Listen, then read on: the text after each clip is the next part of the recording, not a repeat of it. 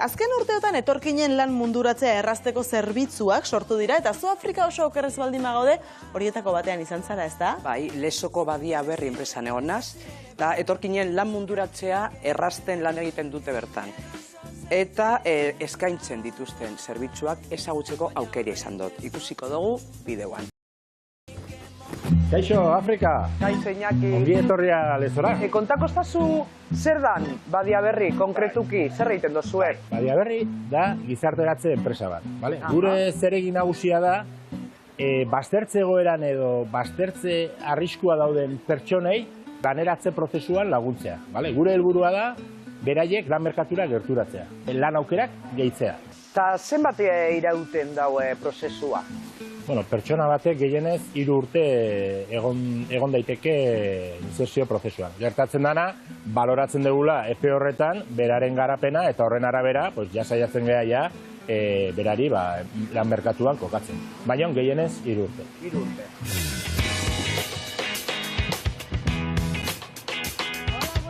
Kaixo, Ambolo!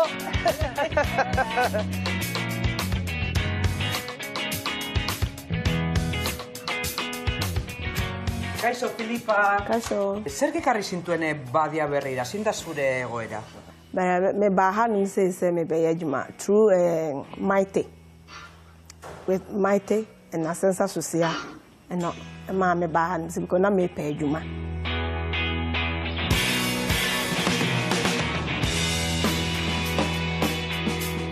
Ze aukera ematen dizkizu programa honek? Oportunidad babo dia banana bina yema atobanda bina balanda bi bo fesen bia so bia lotene bi balago bi tena bia yemda bo entonces babo bi oportunidad tenango o mana bolo médico o no ka médico yonte o brazo ni sen o no kana o belecita babo oportunidad tenona ke gozo kali bana psicólogo. Metik ataratzen diren pertsonak lana aurkitzen dabe? Bibore da korobane da kedzon bisansen da yeni bisen. Bobani bayen bisen gawa koro bobatan bobani bayen bisen amuna babo bisen ya abalbo koroba.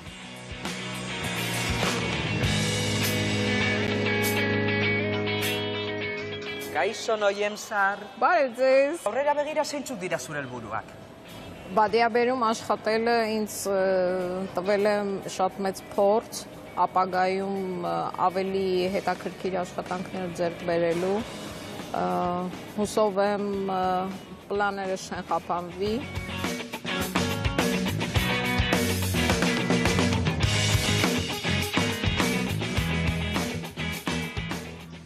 Zer iruditzen zaizue Badia Berrek egiten dauen lana? Niretzat importantea da. Azitari informatzea eta tituluak ateratzea edo zerbait zailatzea lanak olortzeko. Niretzat oso importantea da. Nire garaian adibez hori ez eguen. Nire iturtzen nintzenean. Zan nahi dut. Diki zu etorri zinenean, bazegoen horrelako zerbitzurik? Egia da, naiz gogoratzen, baina ez dut uste. Zuk behintzat ez zenuen ezagutu, ez da? Ez. Esan? Agian orain eskubide gehiago dakagula lehen baino. Zuk uste duzu, Jadin, horrelako ate bat jotzeko izan ezkero duela 34 urte hori zuretzat importantea izango zen? Oso importante. Izango banuen, beste gauza bat izango da. Baina nire garaian ez neukan. Igual beste gizarte desberdina bizi ginen. Gaurko gizarteak oso desberdina da. Eta Afrika beste lagun bat ezagutu behar dugu, ez da? Bai. Herritarrak gizarteratzeko eta laneratzeko Euskadiko enpresen elkarteak gizatea du izena. Bertako kidea da gure urrengo gonbidatua, Sardadilla Zuriñe Mindegia. Kaixo Zuriñe. Arratsaldeon. Zuriñe. Kaixo Zuriñe. Kaixo. Zer da zehazki gizatea?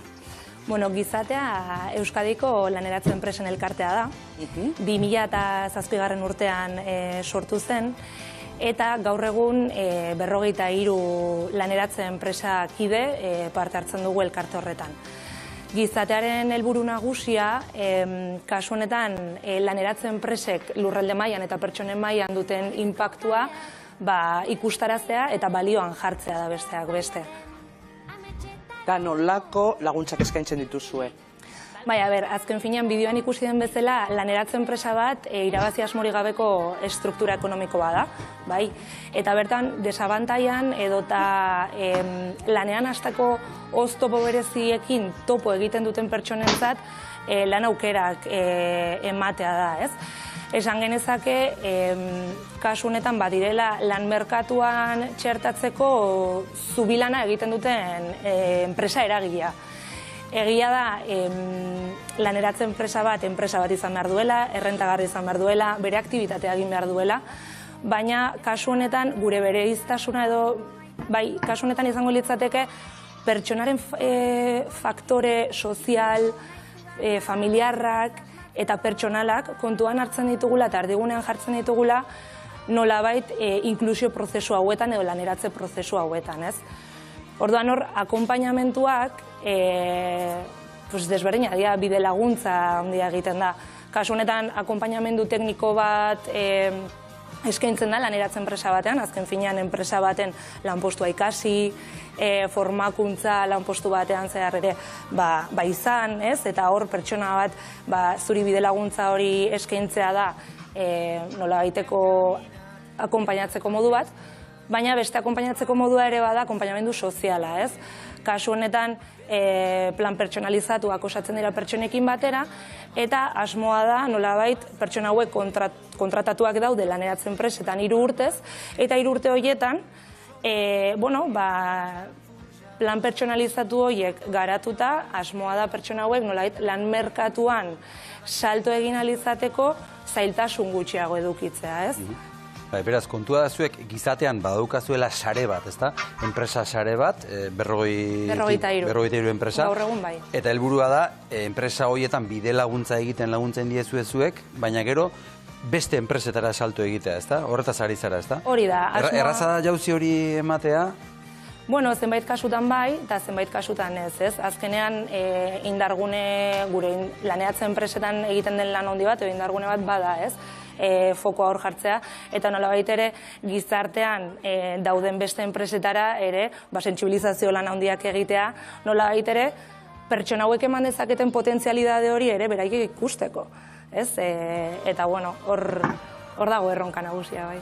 Eta gure ikusleren batek horrelako arazoren bat izango balu edo inguruan izango balu norbait behar hori lukeena, nora jo beharko luke? Kasu honetan 2 bide egongo litzateke, batetikan lanbide. Lanbide da laneratze enpresak arautzen dituen instituzioa, esango genuke.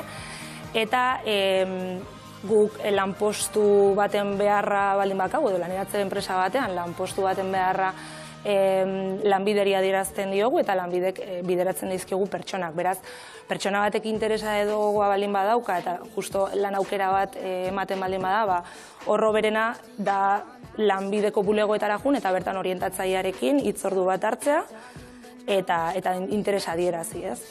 Eta gero gizarte zerbitzuetan ere, ez? Gizarte zerbitzuak ere badia beste ate bat, ere nolabait erraminta hauek ezagutzera, laneratze enpresak ezagutzera emateko beste ate bat da gizarte zerbitzuak. Hor instituzioak ere, administrazio publikoak egiten duzu bilan hori ere.